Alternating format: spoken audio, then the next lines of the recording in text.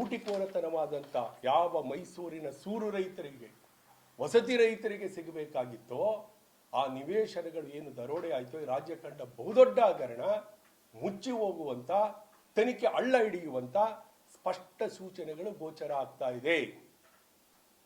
ಇದನ್ನು ಯಾವುದೇ ಕಾರಣಕ್ಕೂ ನಾವು ಬಿಡುವ ಪ್ರಶ್ನೆ ಇಲ್ಲ. ಜನರ ಆಸ್ತಿ ಇದು. ಜನರಿಗೆ 40-50 ಸಾವಿರ ಜನಕ್ಕೆ ಗುಂಪು ವಸತಿ ಯೋಜನೆಯಲ್ಲಿ ಈ ನಿವೇಶನಗಳಲ್ಲಿ ಮನೆ ಕೊಡಬಹುದಾಗಿತ್ತು. ಇವತ್ತು ಹರಾಜಿನಲ್ಲಿ 20-30 ಸೈಟು 2 ಕೋಟಿಗೆ ಹೋಗುತ್ತೆ ಅಂದ್ರೆ, ಮೈಸೂರಿನಲ್ಲಿ ವಟಾರದ ಮನೆಯಲ್ಲಿ ವಾಸ ಮಾಡುವಂತ 16 ತಲೆಮಾರಿನಿಂದ ಮೈಸೂರಿನಲ್ಲಿ ಜೀವನ ಮಾಡ್ತಾ ಇರೋರಿಗೆ ಮನೆ ಯಾವಾಗ್ರಿ ಕೊಡ್ತೀರಾ ಸರ್ಕಾರದವ್ರು? ನೀವು ಯಾವ ಯೋಜನೆ ತಂದ್ರೆ ನೀವು? ಎಲ್ಲಿಂದ ಜನ ಇವತ್ತು ಮನೆ ತಗೊಳ್ಬೇಕು?